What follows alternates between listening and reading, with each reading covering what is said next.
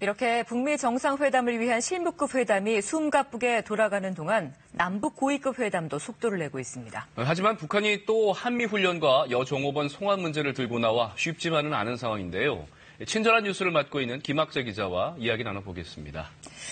네, 김 기자. 북한이 김정은 위원장의 경호를 상당히 신경 쓸 수밖에 없을 텐데 세부 합의가 조율되고 있습니까? 네, 앞서 이 유석조 특파원의 이 리포트도 보셨는데요. 이 북측 의전과 경호 관련 회담 대표인 김창선 국무위원회 부장은 평창 동계올림픽 때도 이 김여정과 함께 방한을 했었죠. 1차 남북 정상회담 때도 의전을 챙겼던 인물입니다. 또 미국 측 대표인 조 헤이긴 백악관 부비서실장은 부시 행정부 때도 백악관에서 일을 하다가 트럼프 정부 들어서 다시 대통령 일정 관리를 책임지고 있는 최고의 의전 전문가입니다. 자, 두 정상이 어디서 만나는 게 의전과 경호상 좋을까? 이게 관건인데요. 사상 최초인 북미 정상회담의 상징성과 신변 안전 문제를 고려해서 싱가포르의 대통령궁이 유력한 장소로 떠오르고 있습니다.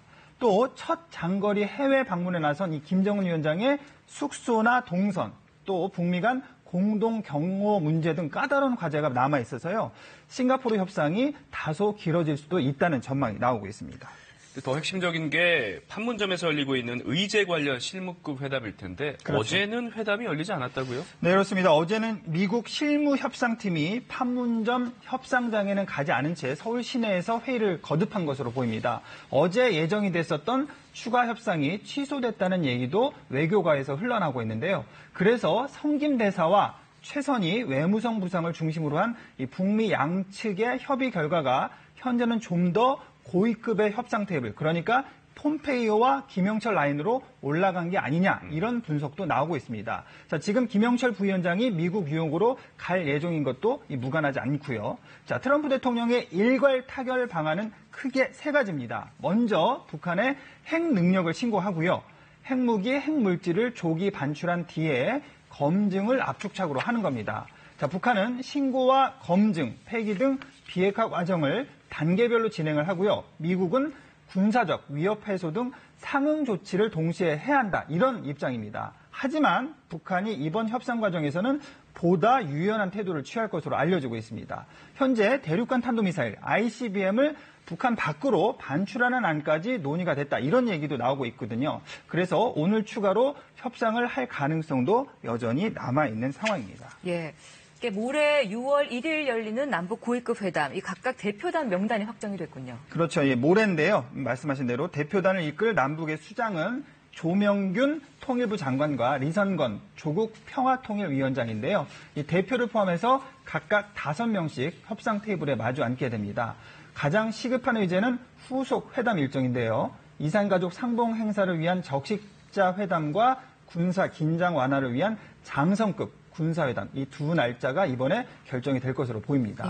자, 양측에서 국토부와 철도성 관리가 참석을 하는 게 눈에 띄는데요.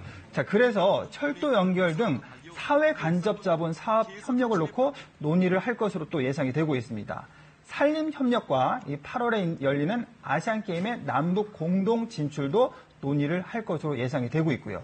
다만 이 경제 협력은 비핵화 타결 후에 진행이 될 수 있기 때문에 이번 회담에서는 빠질 수 있습니다. 그런데 북한이 지난번 고위급 회담을 취소했을 때 문제 삼았던 게 한미 연합훈련이었잖아요. 이번에 이걸 또 언급하고 나섰어요. 그렇습니다. 이게 좀 이제 살얼음을 걷는 좀 이런 사안인데요. 어제 또 북한 노동신문이 한미 연합 군사훈련을 자제하라 이렇게 또 다시 촉구를 했습니다. 미국이 회담을 진심으로 바란다면 상대를 위협하고 공갈하는 노름을 하지 말아야 한다 이렇게 또 주장을 했는데요.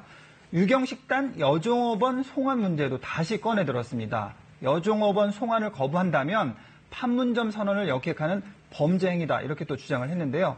이 남북 고위급 회담의 재개를 앞두고서 북한이 이와 관련해서 또다시 선제적 조치를 요구할 경우에는 또 협상의 난항이 예상이 됩니다.